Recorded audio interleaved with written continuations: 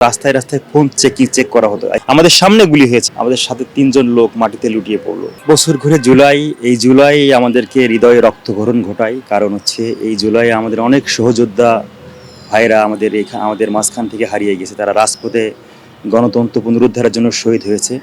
সাথে সাথে জুলাই আমাদেরকে আনন্দিত করে, কারণ এই জুলাইয়ে আমরা এই স্বৈরাচার ফ্যাসিবাদকে পতন ঘটাতে সক্ষম হয়েছি।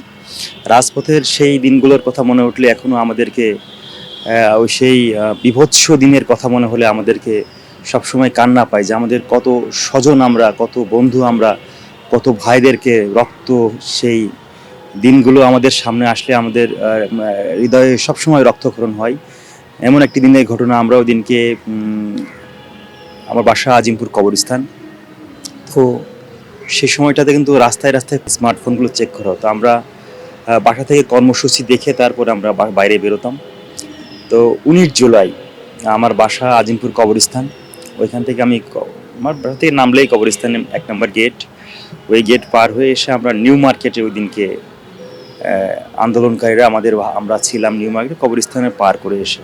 তো ওই নিউ মার্কেটের কোনায় কবরস্থানের এই গেটটাতে আর কি, এই পাশের গেটটাতে শাহনেওয়াজ হলের সম্মুখে আন্দোলনকারীরা নিউ মার্কেটের এই থেকে ওই নিউ মার্কেটে গেটে ছিল এবং পুলিশও খুব অ্যাগ্রেসিভ ভূমিকাতে ছিল।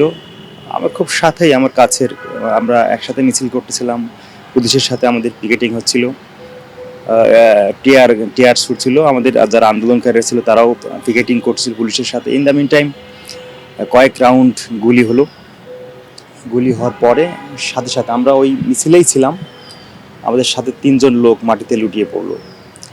2জন স্পট ডেড হয়ে গেল, মানে তাদের আর কোনো অজ্ঞান নেই, তারা রক্ত ঝরছে। আমরা রিক্সায় করে তাদেরকে উঠিয়ে দিলাম। আর সাথে আমার খুব কাছের একজন, মানে আমার বন্ধু ফিরোজ, ও কামরাঙ্গীর ছাত্র দল করতো, ওর চাচা, আপন চাচা। আমি তখন জানি না যে ওটা আমাদের পরিচিত আর কি। তো সেই রিক্সায় উঠাই দেওয়ার পরে আমরা তো আর খোঁজ খবর নেই যে এই লাশ, মানে এই গুলিবিদ্ধ এরা কোথায় যাচ্ছে। তো ওরা ঢাকা মেডিকেলে গিয়েছিল। আমরা একদিন পরে সেই লাশ ঢাকা মেডিকেলে খুঁজে পেয়েছি এবং তারও একদিন পরে আমরা সেই লাশ কবরস্থানে আজিমপুর কবরে দাফন করছি। এবং এমন পরিস্থিতি ছিল যে আমাদের স্বজনরা, আমাদের কাছের বন্ধুরা, আমাদের আত্মীয় স্বজনরা, আমাদের ভাই বেরাদাররা রাজপথে গুলিবিদ্ধ হয়ে মারা যাচ্ছে বা হসপিটালে যাওয়ার পরেও কিন্তু আমরা তাদেরকে দেখতে যেতে পারিনি। মানে আমাদের পরিবেশটা এমন ছিল, ভয়ার্থ ছিল, বিভৎস ছিল যে কি পরিবেশে আমাদের দিনগুলো অতিবাহিত হয়েছে। প্রত্যেকটা দিন আমরা বাসা থেকে যখন বেরোতাম তখন মনে হতো না যে আমরা অক্ষত অবস্থায় আবার বাসায় ফিরে আসতে পারবো। 5 তারিখ সকালবেলায় কিন্তু আমাদেরকে চাংখারপুলে, আমরা আজিমপুর কবরস্থান থেকে বেরোয় আজিমপুর মোড় পেরিয়ে, ওই দিনকে তো অবস্থান সব জায়গায় ছিল, সব দিক থেকে ঢাকামুখী আমাদের একক কর্মসূচি ছিল যে এক দফাতে আমরা ওই দিনকে কর্মসূচিতে সবাই নেমেছিলাম। ওই দিন সকালেও কিন্তু আমাদের চাংখারপুল এবং বক্সিবাজারে মানে গুলি করা হয়েছিল নির্বিচারে। ওইখানে অনেকেই গুলিবিদ্ধ হয়েছিল। আমরা মাঝে মাঝে যখন রাতে ঘুমাই, যখন চোখের সামনে ওই দৃশ্যগুলো আসে, তখন আমার মনে হয় যে আমরা কি দিন অতিবাহিত করেছি। আমি হয়তো বা আজকে আমার নিজের বিছানায় না শুয়ে আমরা নিজেরা হয়তো কবরস্থানে শুয়ে থাকতে পারতাম। সেই বিভৎস দিন আমাদের কাছ থেকে চলে গেছে। আমাদের অনেক সহযোদ্ধা আমাদের অনেক কাছ থেকে দেখেছি গুলিবিদ্ধ হয়ে গেছে, রক্তক্ষরণ হয়ে গেছে, কিন্তু ওই লোকটাকে আর কখনোই দেখতে পাইনি। কোথায় গেছে আমরা আর খুঁজে পাইনি। আমাদের চোখের সামনে হয়েছে এরকম। আমরা এর বিগত দিনেও দেখেছি যে মুক্তিযুদ্ধকে কেন্দ্র করে একটা দল সবসময় সুবিধা নেওয়ার যে টেন্ডেন্সি ছিল, প্রবণতা ছিল। এই জুলাই আগস্টের পরে দেখলাম যে আরেকটা দল এই জুলাই আগস্টকে নিজেদেরকে কুক্ষিগত করে নিজেদের ব্যক্তি স্বার্থবাদ বিজেদের যে দল তারা খুলেছে, সেই দলের স্বার্থ চরিতার্থ করার জন্য তারা সবসময় কাজ করছে। আমরা মনে করি এই জুলাই আগস্টে যে আন্দোলন সংগ্রাম হয়েছে, 17 বছরে মানুষের ভিতরে যে জমে থাকা ক্ষোভের একটা বহিঃপ্রকাশ ঘটেছে এই জুলাই আগস্টে। সকল শ্রেণী পেশার মানুষ, সকল মতের মানুষ, সকল পথের মানুষ, সকল দলের মানুষ তাদের জায়গা থেকে কিন্তু রাজপথে অবস্থান নিয়েছে। আমরা এমনটাও দেখেছি যে কোনো দলের না, কোনো আন্দোলন সংগ্রামে আসেনি। আমরা এমন হয়েছে যে কোনো একটা জায়গায় যেয়ে আমরা আন্দোলনকারীরা এবং পুলিশ মুখোমুখি হয়ে গেছে, আমরা আটকা পড়েছি, পুলিশও আমাদের কাছে যেতে পারছে না বা পুলিশের কাছে আমরা যেতে পারছি না, আমরা আটকে পড়ে আছি একটা গলির ভিতরে। তখন আমরা দেখেছি যে উপর থেকে, বাসা থেকে খাবার পানি বা খাবার আমাদেরকে দিয়ে হেল্প করছে। আপনি তাদের কন্ট্রিবিউশনটাকে কি মানে ভুলে যাবেন?